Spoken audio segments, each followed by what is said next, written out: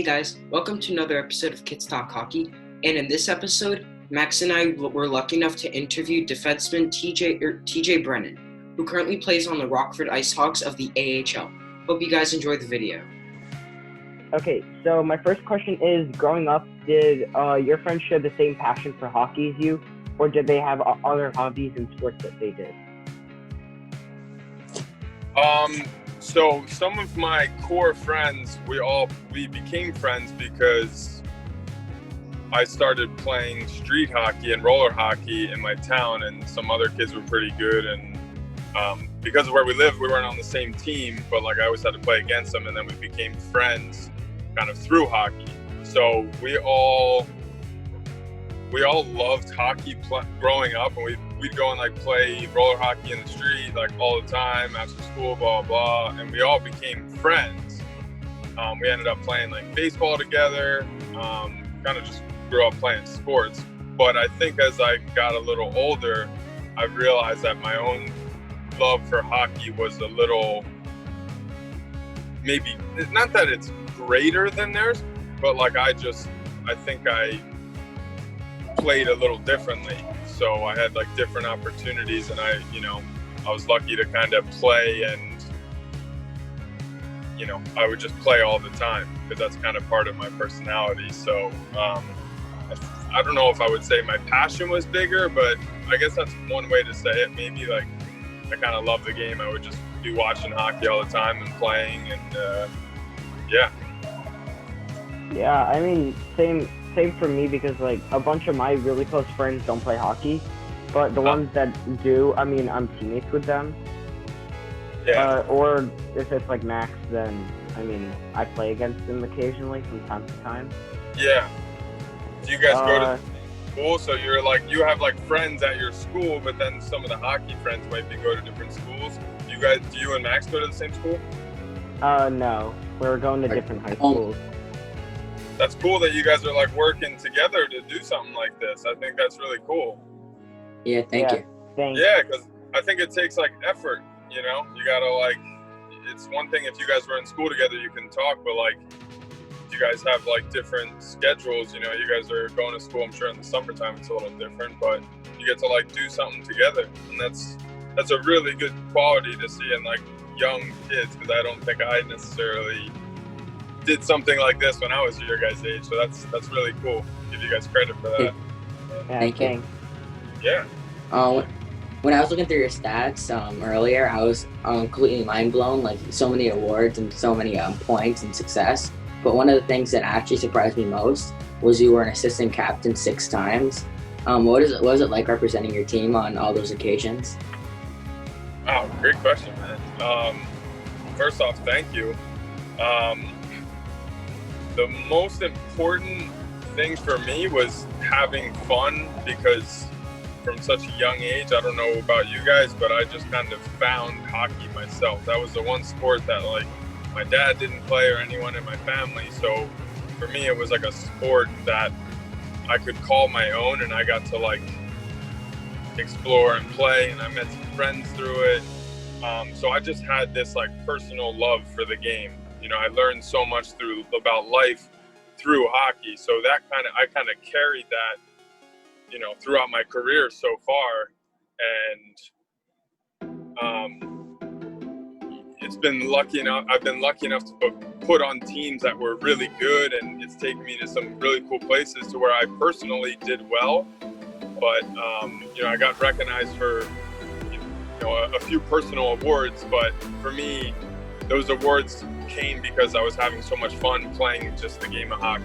If that makes sense to you guys. I don't know if you guys know or have won championships with each team. Usually the teams that win a championship or are really good are usually also having the most fun, or the most connected, and you have the best teams. Not that other teams that you guys have been on, not even just you guys, myself, not that they're bad, but sometimes things don't click. Yeah. Maybe not every team could be the best team, otherwise there wouldn't be a best team. Does that make sense? Yeah, for sure. Yeah. Our team won the state championship a year ago. So, I mean, yeah, we actually played the the junior Flyers are also in the playoffs there.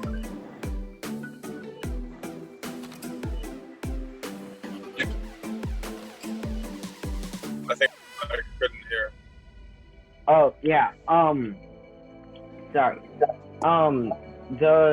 Our hockey, my hockey team won the state championship a year ago. Oh, cool. Yeah. So that's Yeah, we had a lot of fun doing really it. cool.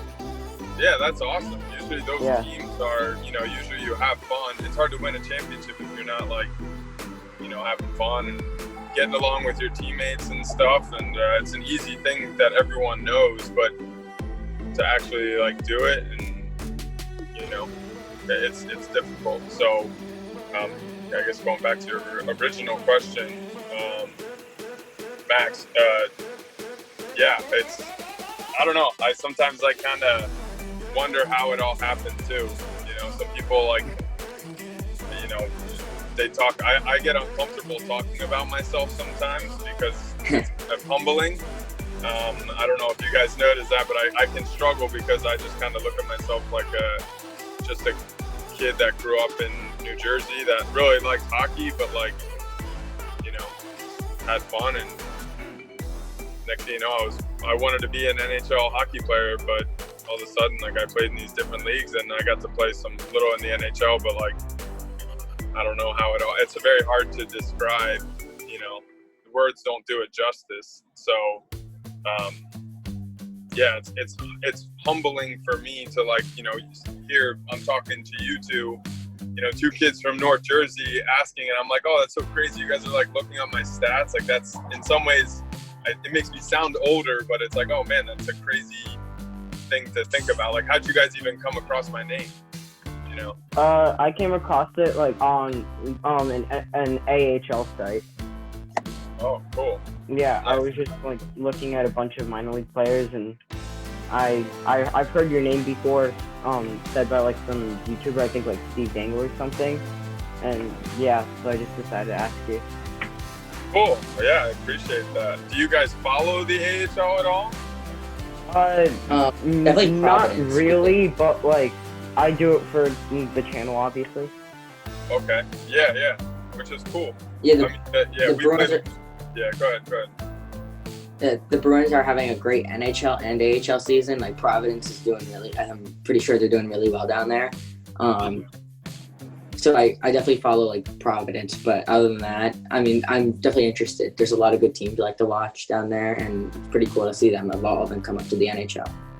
Yeah, it's very interesting. When I didn't really understand the AHL either, but I think over the past 10, 15 years, which would put me back right around your guys' age, I've learned a lot more about it, and it's really a good hockey league. It's not the NHL, but now players come up. You hear that all the time when you're watching an NHL game. Players come up from the AHL, and you're oh, okay, so that league must be something, Yeah. It's really interesting. Sorry, I want to stay on track to the questions though. I can get off track. Yeah. But you guys only have a certain amount of time, so. Yeah. My next question is, how is it playing for the Junior Flyers?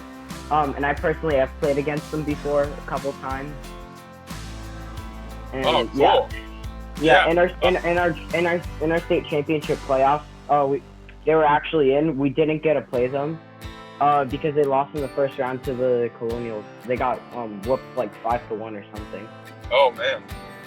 Yeah. So I played for the Little Flyers, and I know there's a Junior Flyers that's kind of up more up north. I think I'm trying to. The ice. What's the rink they play at? They play in Voorhees. It's the Flyers skate zone. Oh, okay. I played when I was 16. I played for the Little Flyers, which was Junior A hockey. That I don't even think that league exists anymore. That makes me feel kind of old. But I played a year for them. I grew up playing local hockey for the Jaguars. Oh yeah, I play against the Jaguars. Yeah. Man. Yeah, they used to be. There's a few teams that are youth teams around here, I guess junior Flyers. But yeah, we would always have to play teams like from North Jersey and stuff. But I was only on the Little Flyers, which is in Aston, PA, for 1 year. Oh, yeah, I've heard about them. Yeah. Wrong Flyers, I guess, but yeah, I've also played against the Jaguars a couple times. Yeah, I mostly play against like teams from North Jersey, but occasionally we play teams from South. Nice, cool. Yeah, I'm not sure. I think it's changed a bit over the years, so I wouldn't want to be quoted on those teams, but I remember playing a bunch of teams from North Jersey just because I think there's a lot more programs up there, and it's probably a little better hockey. Maybe not as many hockey players around here as there is up there. So. Yeah, I think I know I know there are a lot more hockey programs up in North Jersey, but I guess it's like basically every school has at least one hockey player. Yeah. Basically. Cool. Yeah, so you won a lot of different numbers, 43, 33, 25, 3. Is there a reason behind most of your numbers? And if you had to go pick one for next season, which one would you pick? Good question. So I wore 3 was it's a personal favorite. It's kind of like a family number. So that was always like a number that I used to like. If it was like an available number, then I would take it. I try not to read too much into the numbers part. Like I was number 25 with Toronto, and when I played with the Leafs for a little bit, and I didn't get to choose that number. So, but 43 is my birthday. That's April 3rd. So 3 wasn't available, so I figured I would try something different. Because I've always kind of liked the number 43. It's just a kind of a random number, to be honest. But I had some, I always thought that was cool too. I'm not sure of your guys' thoughts. I think there's always like players with like, it's kind of like Michael Jordan and LeBron James. They're number 23. Those are very sports associated numbers. Yeah. And hockey has those number too, like number 19 or number 91. There's always been like really great hockey players, with like certain numbers. So I always think it was cool to see certain players make a number be like attractive. Like someone like Sidney Crosby, 87. Before Sidney Crosby, 87 was such a random number, but he kind of made it a really cool number. Same with Connor McDavid at number 97. Like 88, which is really cool. I think that's, it's like how did Gretzky, why did he pick 99? Before him it was like, you're number 99, that's different. But now he made like the number 99 obviously great. So so I always found that interesting. So I always, like I said, I like the number 43, and I was like, yeah, that's cool. So to hear anytime I hear the number 43, I'm like, oh, that's funny. I wonder how people like got that number or something. So those 2 numbers, 3 and 43, were the ones that I kind of got to choose. And 33 was another number that I like too. So yeah, I mean, I've worn 30 my entire career so far. I'm a big fan of Henrik Lundqvist. Nice, yeah. He's a good player. He's a good goalie, man. Yeah. He's a very good goalie. He's the best. What's that, sorry? Yeah, he's definitely a lock for the Hall of Fame, that's for sure. The kid, the goalie, the young goalie, I think that played a few games. Shesterkin? Yeah, Shesterkin. Yeah, he is really good. Yeah. Really, he's very good too, and I think that's really interesting because I'm sure as a Rangers fan, you've probably known Lundqvist to be their goalie for, probably since you started liking the Rangers. I've known him all my life as just the face of the franchise. Yeah, he's the Rangers goalie. That was there was a few goalies. Yeah, and then there was like the backup. So it was Cam Talbot for a few seasons. Then it was Andre Pavlich. Then Antti Ranta for a hot minute. It was weird. Yeah, it's different, but like Lundqvist has always been that like kind of main guy. But I think that kid, I can't remember his name. Just Shurkin, yeah, Eager. The Shurkin, is that it? Yeah. Yeah, he's a very good goalie. So I think they're probably it'll be interesting what they do, especially because the Rangers won that first overall pick.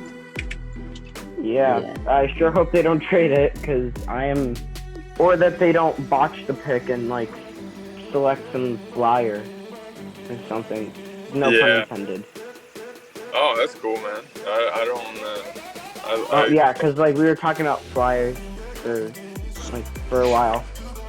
So, yeah, flyer like selecting someone who should have gone like 4th or 5th overall or something. Yeah, I'm definitely a fan of the better goalies like Rath, Kalak, Lundqvist, Price. Like not so much guys like Carter Hart and Isha Shurkin. And it's like definitely fun to see old school goalies like Cam Ward a few years ago. He was making those like 2-pad stack saves. Yeah. That's kind of like my game a little bit. Like I kind of have like a throwback to the '80s in a way, like with those kind of saves. Yeah, I mean, well, there's such like the crazy part is like the game of hockey is changing, so it's getting like really fast and everything. And you see some of these goalies now, like Vasilevsky, like he's huge. Like there's some goalies that are so big. So goalies Ben Bishop is like 6'6". I knew him as like a giant. Like, think about how different he has to play goalie than like Henrik Lundqvist. Like Henrik Lundqvist can't do the things that Ben Bishop or Vasilevsky does, because they're just so much bigger. Markstrom too. Really and then at the same time, you see like smaller goalies coming into the NHL, like Halak's only 5'11". You see Saros is like 5'10". 5'10". He's playing just as well as Rene is, who's 6'5". Yeah, which is really cool. So for me, Dominik Hasek was like a huge example of like a goalie that was small but like got it done. Like obviously he's one of like the great goalies, but like he was different than Patrick Waugh or Marty Brodeur. Like just different, but like he was this tinier guy, so his methods were like really unorthodox, but the guy just like didn't let a goal in. So it's cool. It's interesting.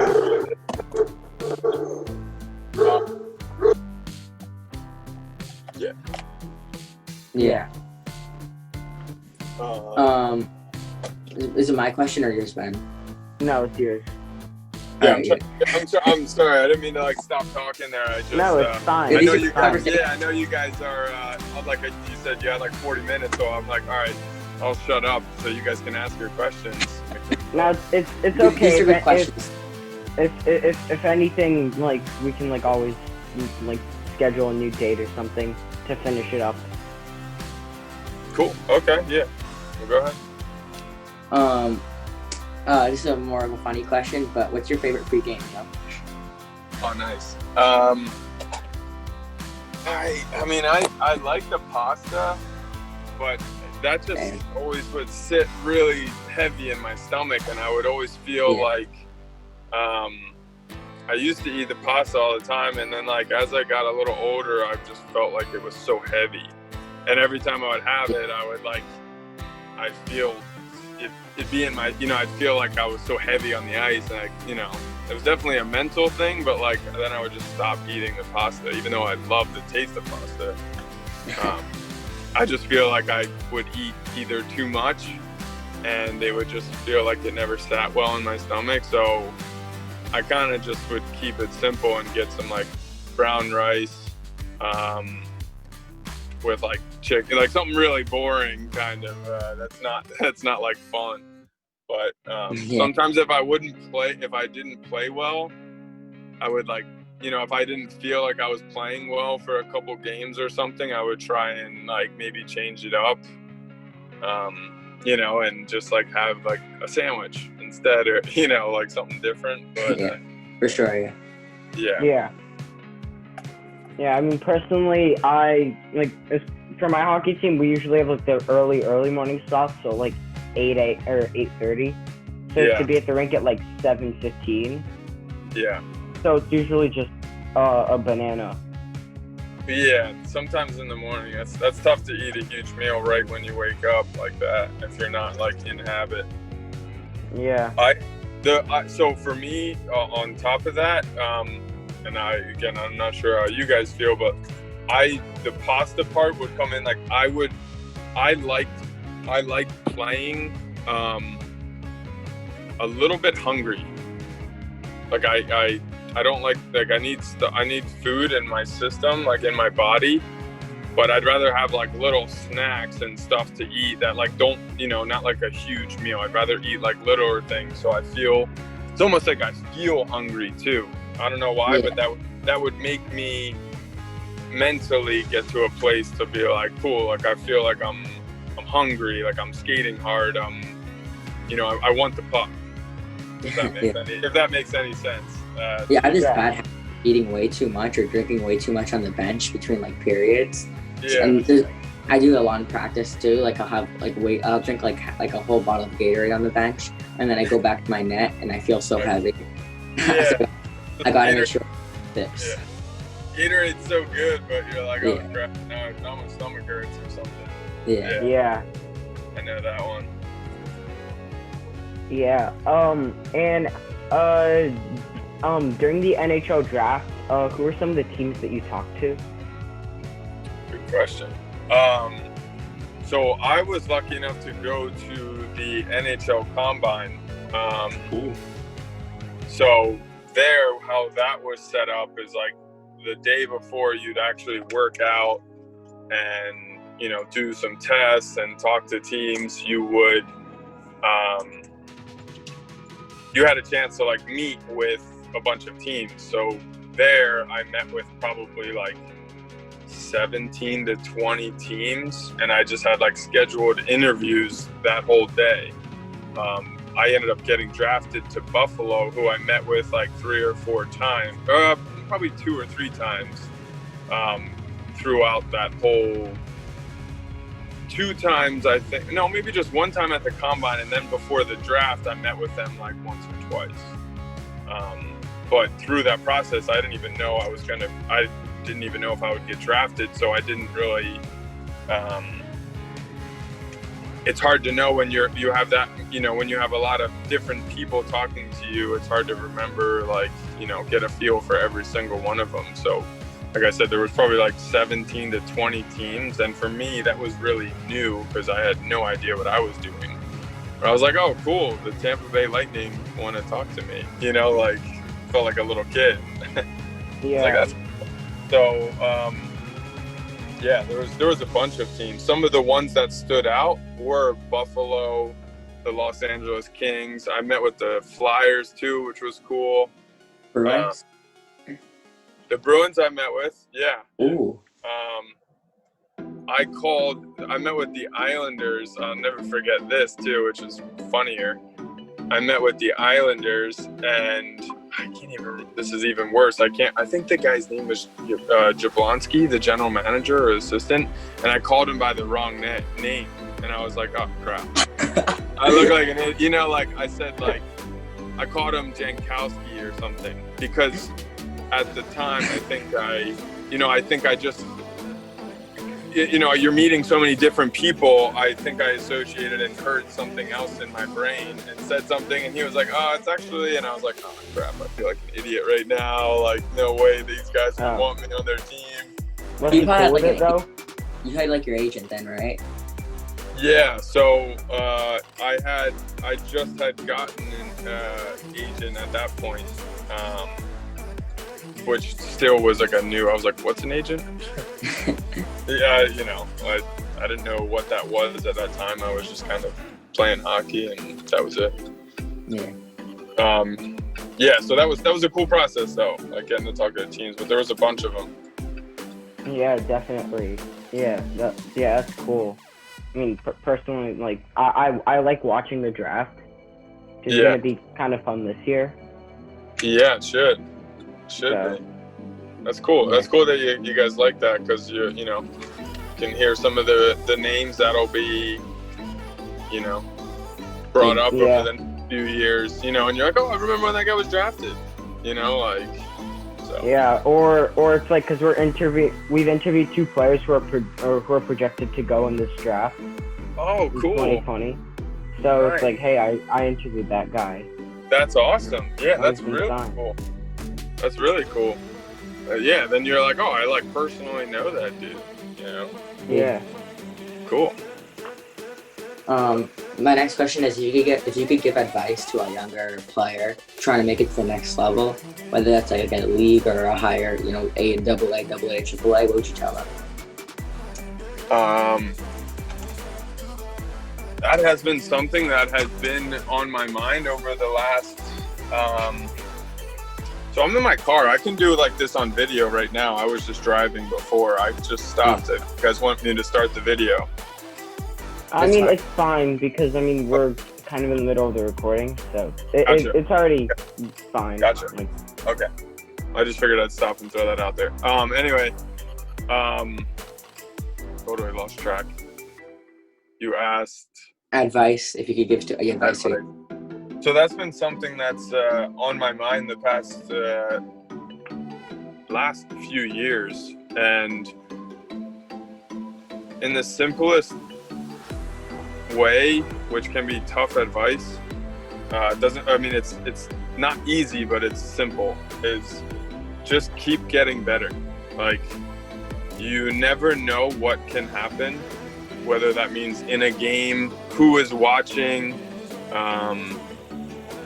you just never know what can happen. So if you go into every time you step on the ice, in practice, whether it's in your backyard or just messing around with your friends, not that you have to be some serious, you know, crazy guy or person, but like take it serious enough to where, you know, you're improving in some sort of way, whether that means like stick handling or shooting or skating or just like competing in a game where you want to give your best effort each shift.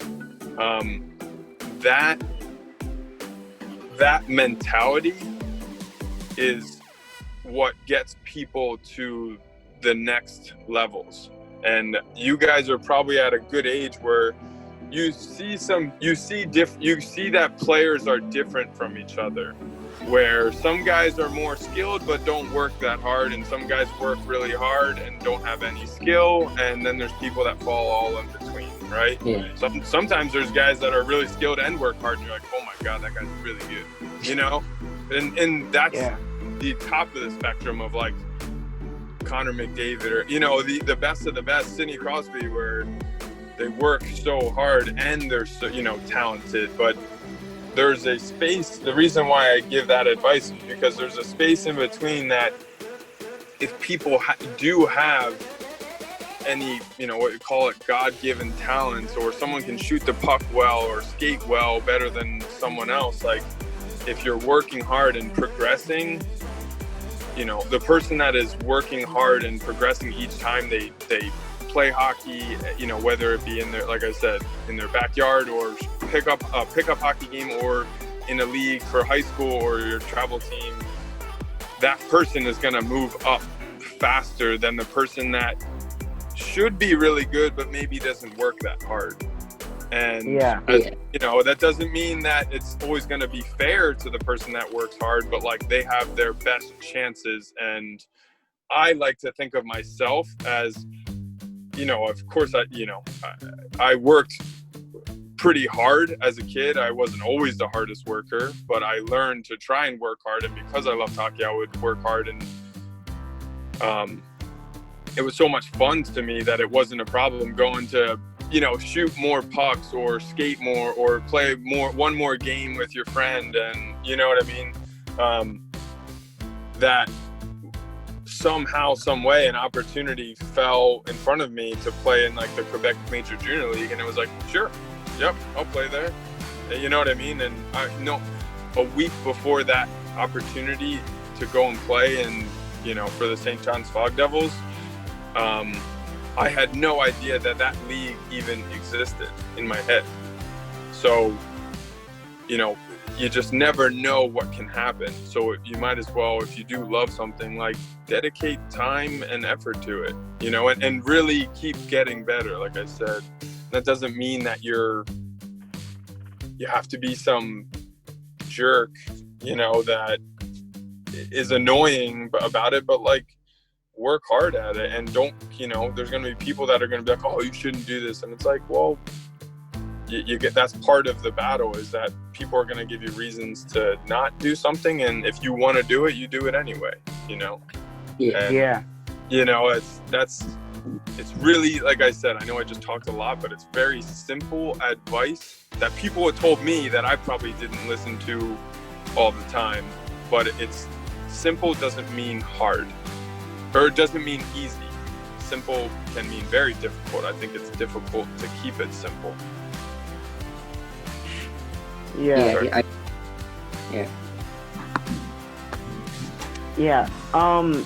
And my next question is, in your first call up to the NHL, how did your, like, describe your first NHL goal? So Max, I played against the Boston Bruins in my first NHL game. Oh no. Yeah, I did, and they were defending Stanley Cup champions. Oh, so it was 2012. I think it was 2011 actually, because I got called up in November. It was the start of the 2011-2012 team. Oh yeah. But I played them in November. I think it was like the middle of November maybe. But I actually got called up the week before, which was like totally exciting and everything, but I didn't play. And then they sent me back down to the AHL, and then like I think not even a week later, Christian Ehrhoff, this guy got hurt, a defenseman. And they called me and were like, hey, you're going to come up and you're going to play. You know, you're going to come up for at least a few weeks. Yeah, and I was already excited, because now in my head, I had a call, you know, a week before, thinking like, oh my God, like I could play in the NHL. Like, that's crazy. And not that I was disappointed, but like, since I didn't play, it was like, okay, like that's still cool. Like, it's cool. I get to go to a game and maybe play, maybe not. And then literally a week later, I got the call to play, and I was like, oh crap, this is happening. It's cool. And the cool part for me was, I don't know if you guys would remember this, Milan Lucic hit Ryan Miller. I don't know if you guys remember that? I remember that game. Yeah. So Ryan Miller came out to play a puck, and Milan Lucic, he basically, they were kind of racing for it. And Ryan Miller got there first, and Milan Lucic like just ran him over. And Milan Lucic, being Milan Lucic, and how tough Boston Bruins were, they had like Chara, Nathan Horton. They were so tough that basically Milan Lucic could do that, and nobody on the Buffalo Sabres even tried to fight him, which was basically how the Bruins, they were like a new aged, you know, call it Broad Street bullies, like big bad Bruins. Yeah, like the big bad, like this, seriously, that's the big bad Bruins. Like nobody on, you know, which I felt very differently about that. You know, to me, it's one thing to go and pick a fight and get beat up, but like if someone does something over the line, you got to go and get your ass beat anyway. You know what I mean? Like and that sucks, but like that's just the nature of it. That's just what has to happen. And the Sabres didn't respond to that. They didn't even like, you know, at the time it was like a big controversy that none of the Sabres went and like tried to really fight Milan Lucic.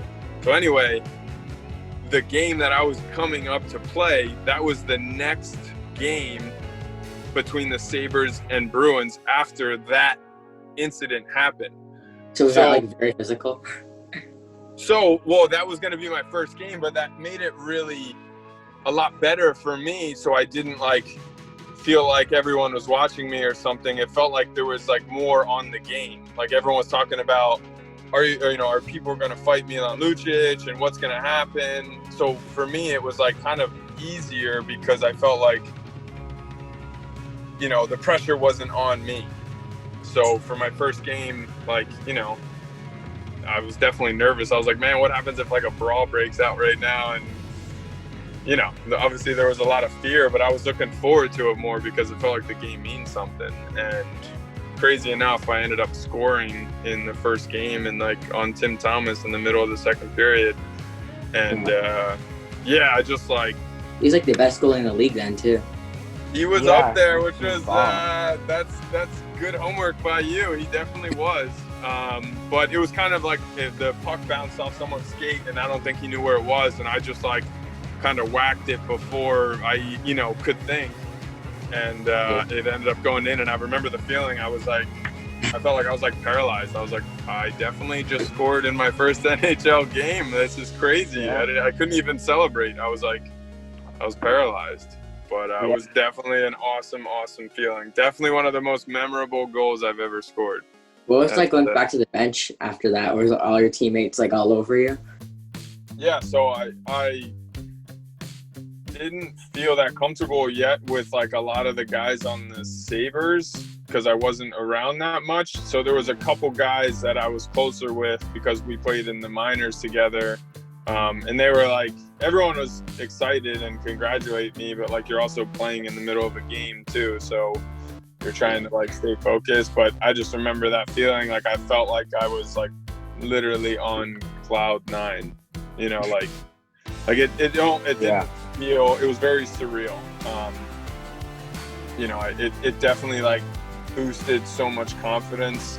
You know, I felt like the rest of the game, which was really cool.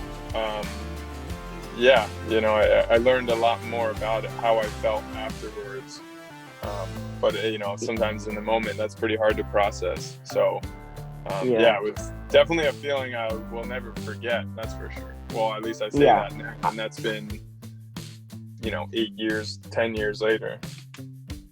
Yeah. I felt the same way like a year ago when I got my first shutout in my first game of our championship season, where like I had to like face like 20-ish shots against a pretty good team.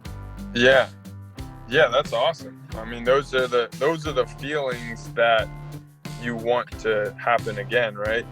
You know, it's like the reason why you'd want to play well. You know, so you can get that same feeling. For sure. Yeah, I was a scorer. So that means I was like maybe 11. And the midget team, their goalie, he got injured right before the game or something. So I was 11 playing with 16 and 17-year-olds. I only had like 7 shots, but I had a shutout. And that's cool. Crazy. Yeah, that's cool. That's the stuff that's like motivating, you know, where you're like, oh man, I want to do more of this. And, you know, then you kind of come to start to find out it's probably harder than it seems, but you know, that's where you make choices and like get better. So that one game you have a shutout or, you know, you play well, you're like, whoa, I've been working hard to get that feeling again. You know? So when you were pulling into, like, when you're driving or whatever, however you got to your first game, what was it like sitting down like in an NHL locker room with NHL players who have such like crazy careers? That's that. So you get a little more accustomed to it. Like that wasn't the, you know, before my first game, that wasn't the first time I met everyone. You know, like I was at training camp a few times before, so you slowly get to know people. But like, you know, for me, like it's easy, or not easy, but like there's a little like starstruckness. You know, sometimes like you get a little nervous, and that can like, you know, affect how you may or may not play, and that becomes like a mental thing to overcome. But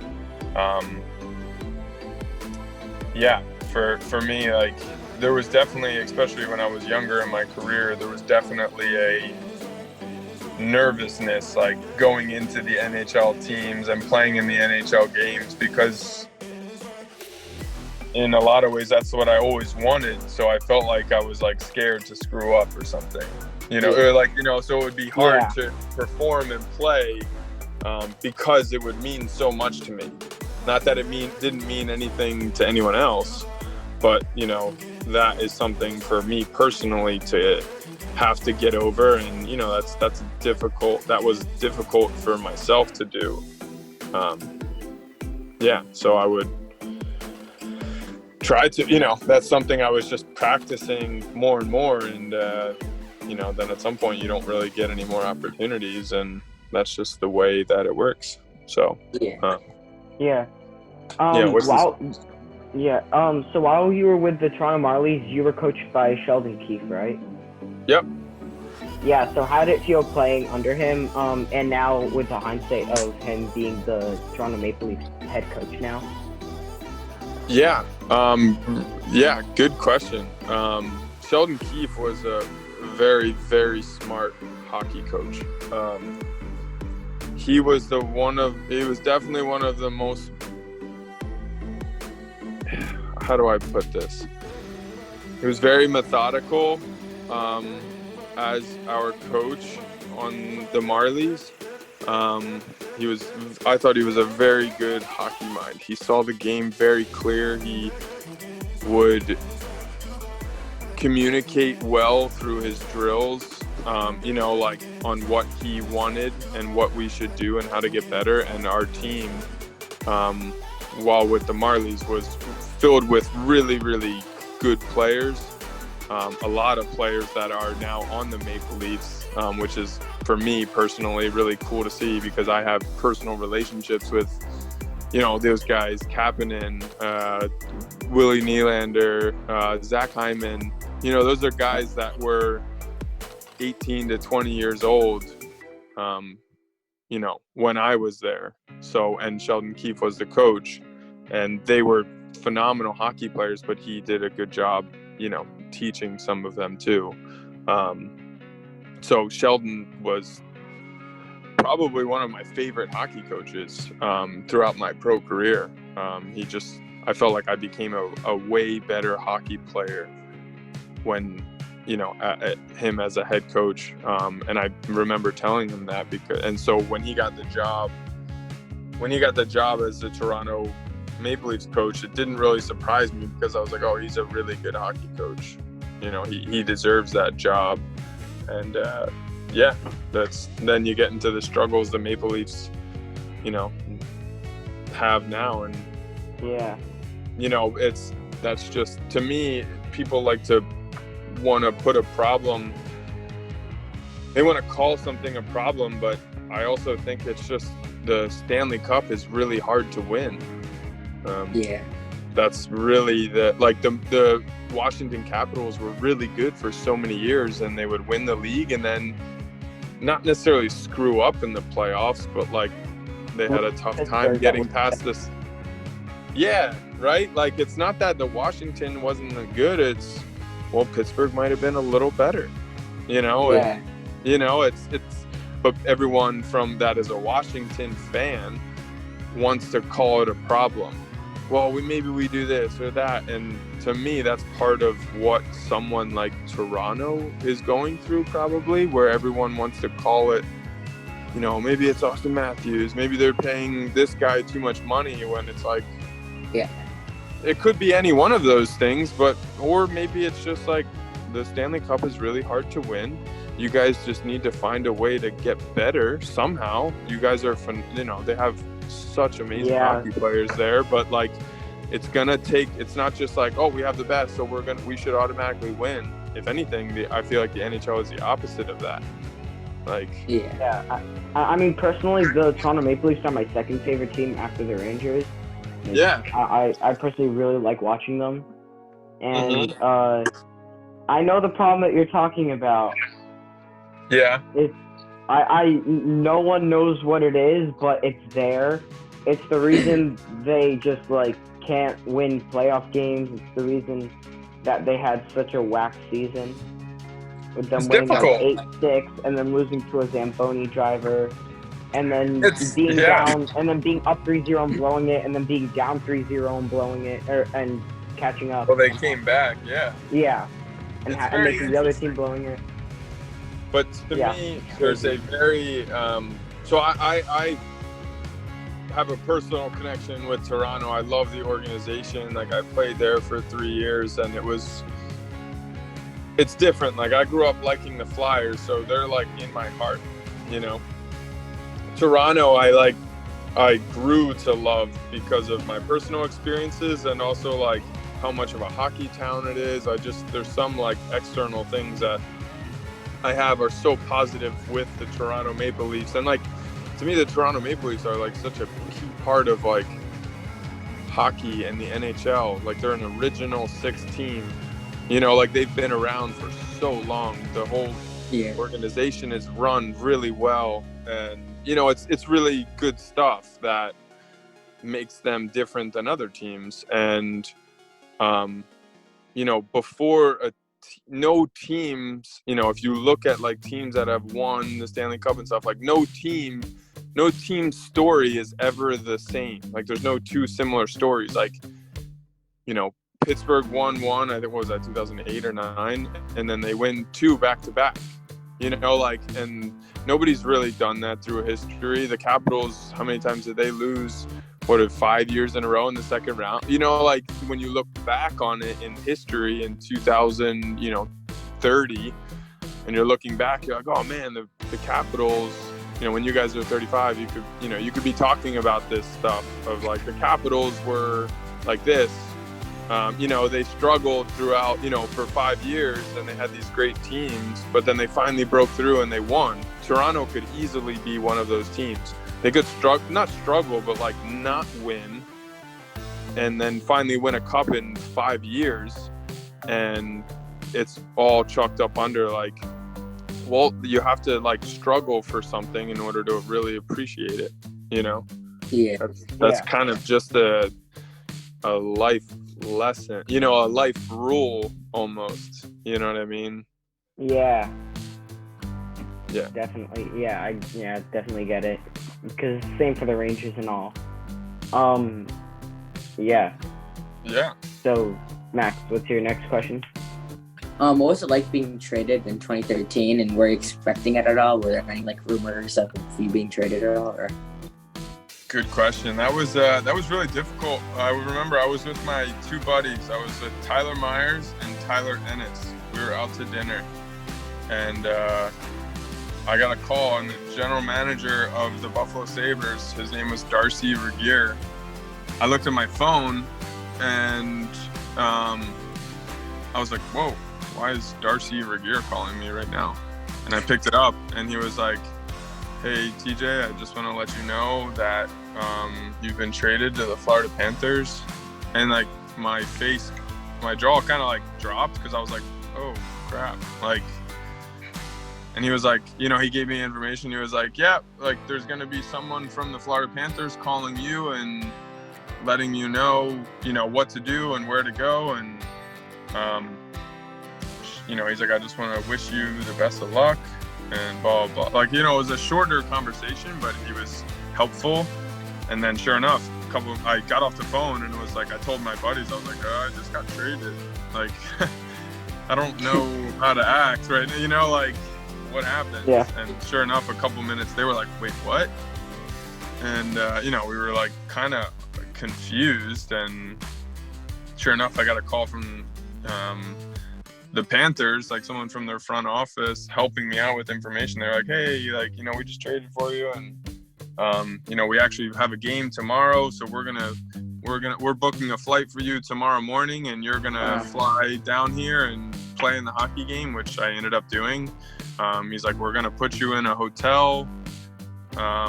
You know, he helped, basically held my hand, like, hey, you know, here's where you're gonna fly down here tomorrow. We have a game. You'll come to the rink and put your stuff. Like, well, you know, you have a hotel. It's at this address, and you know, we'll have transport. You can Uber to the rink, and you know, then like after the game or the next day, we can, you know, any more questions, we can answer them and help you out. So.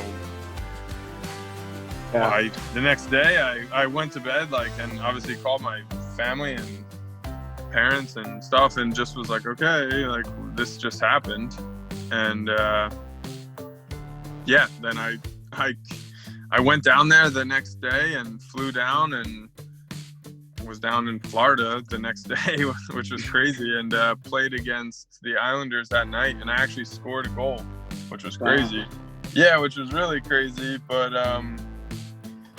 it's hard to explain that feeling too. Like I felt like I got like picked up and just thrown around in this hurricane. And then next, I was like, oh, I was like, I don't know how else to explain the feeling other than like, oh, I guess I'm in Florida now playing for the Panthers, like, it was hard to question because I didn't know really why or what just happened.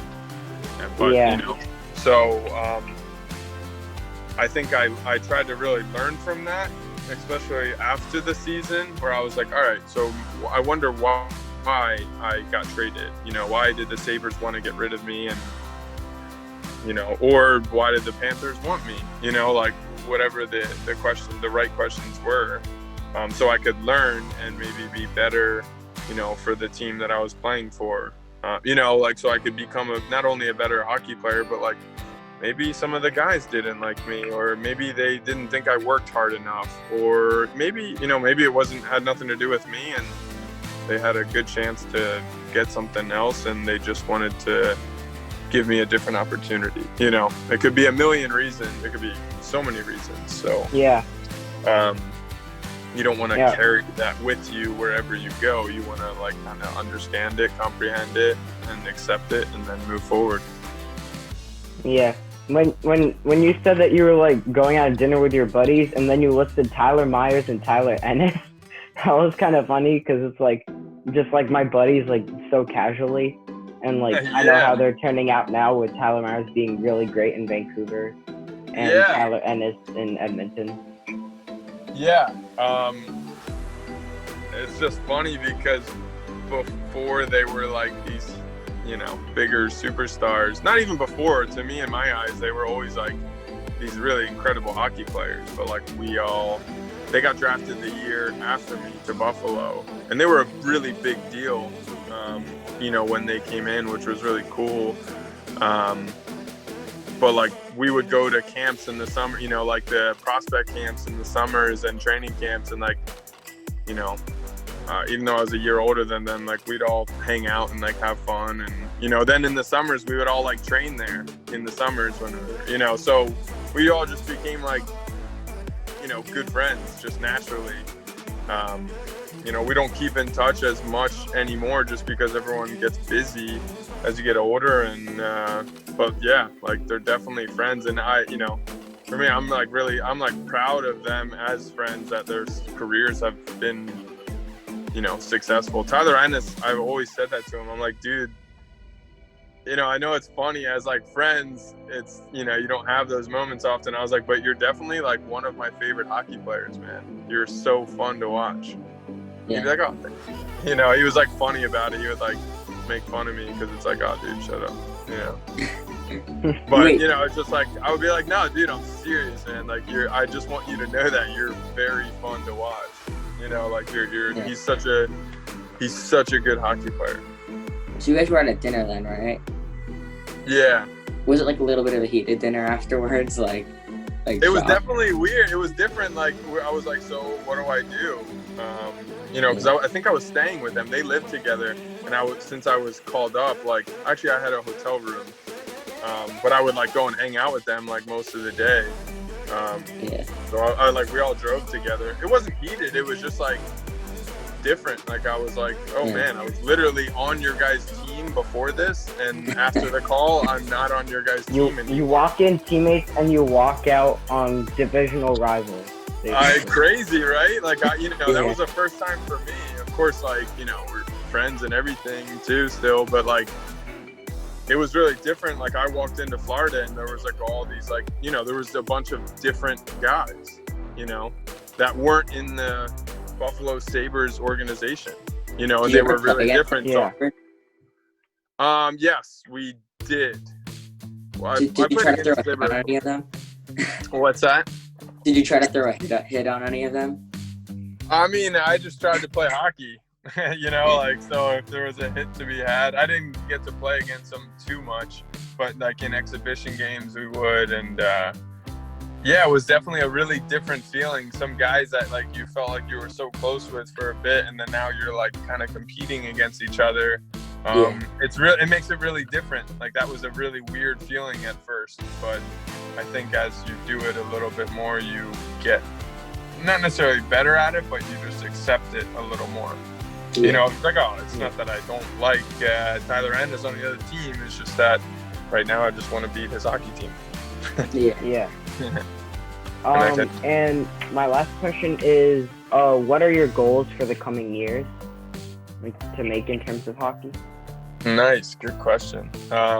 That's one I've also been thinking about, because right now the AHL, the season got cut a little short, and I got traded to Chicago right before the this whole COVID and pandemic happened. So the AHL, obviously not obvious, but didn't finish our season. They canceled the season, and they are trying to plan out when next year's season will start. But that depends on, the NHL and when that finishes, and everything. So as of right now, I'm hoping to continue playing, but I don't have a contract just yet. So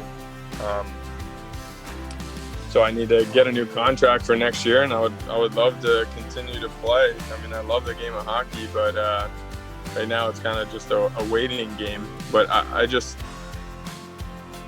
the time that I get away from the game, like, especially through like even this whole COVID, like, I appreciate the game of hockey that much more and have even more fun playing with it, so I would love to play hockey next season, but I just kind of gotta wait till really, communicate, people are talking more and thinking about next year. Right now a lot of teams aren't handling that just yet, so negotiations aren't happening.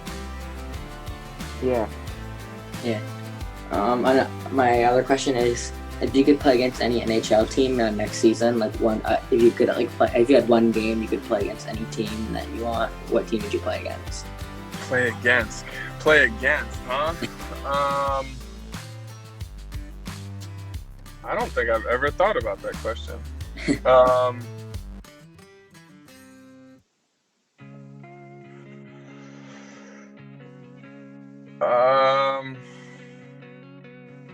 That's a really good question. I don't know. I think I'd want to play against like some of the best teams. It'd be cool to play against like a Pittsburgh, Edmonton. Yeah. I mean, if the Rangers get that Lafreniere. Yeah, that'll be interesting because they'll have a lot of really good young kids. Yeah. Let's see, who else? Those are all teams in the East, though. Well, except for Edmonton. Tampa Bay would be really cool because I think they're really good right now. Yeah. I would want to play against some of the best teams because I would love to be like humbled by how good they were. You watch, like, to me, Toronto too. Toronto can be so good. Like, they can put up 8 goals against a team. Like, not easily, but like they've done it a good amount of times. The problem is, like, that's not how you win games in the playoffs now. Yeah. You need to play better defense, which I don't know if they always do. Yeah, they don't really. Defense isn't their thing. It's not their strong suit. They can get better at it, but like, it's a hard, sometimes when you want that much offense, you have to give up something, and maybe that's what they're lacking, and it seems like that's maybe what they're figuring out, that they need a little more stability as well. I don't know. Yeah. I don't know. I'm not an expert. That's just my opinion. All right. So I don't really have any more questions. Max, do you have any more questions? That's all. That's my time, yeah. Cool. Yeah. All right. Thank you so much. This was awesome. Yeah. Sorry about the whole thing with the no. Guys, my pleasure. Can you guys like send me links or anything? Yeah, Like, for so I sure. can like put this. I can like, if you guys want, I can put that like on my social media to be like, hey, give these guys a listen, and so people could hear, not only our interview, but stuff that you guys, conversations that you guys have with, in interviews with other players, and just for future reference. So Yeah, I'll send a couple links to mostly just like the homepage channel, but also to like a few videos. Say that again. Yeah, I'll send a couple links to you. Okay, yeah. Because I'll try and put something together to give you, like I said, to give you a shot. We can just continue talking, but like I said, I respect that you guys like take the time to, and have the curiosity to reach out to people and try and interview and, share your thoughts. I think that's a really good quality. So thank you. Yeah, so I want to, I think don't lose that quality. Like, don't, or don't be shy to express that quality, because I think that will take you far. So I would love to support that in any way that I can, not only doing the interview, but like giving you a little shout out, because I've had fun talking to you guys too. Yeah. All right, thank you so much.